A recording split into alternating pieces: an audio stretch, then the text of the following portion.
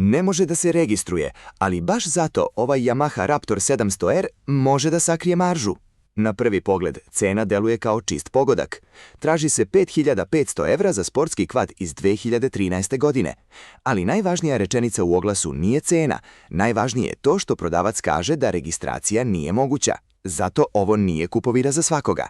Ako neko traži kvad za legalnu putnu vožnju, ovdje treba stati. Ako neko traži jak Raptor za privatni teren, stazu ili vikend vožnju, priča postaje zanimljiva. Uporedni oglasi pokazuju da polovan Raptor 700R često stoji iznad 6000 evra.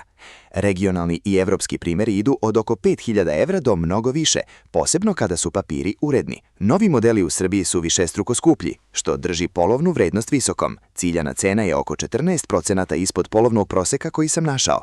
To nije toliko nisko da odmah liči na prevaru, ali jeste dovoljno nisko da pokaže popust zbog registracije. Prodavac izgleda solidno, ima pozitivne ocene, star nalog i dobar odziv na poruke.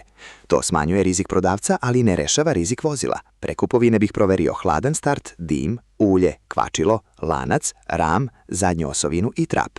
Kod sportskog kvada tragovi teške vožnje znače više od lepih plastika. Za preprodaju bih bio konzervativan. Kupovina na 5500 evra, prodaja oko 6200 evra.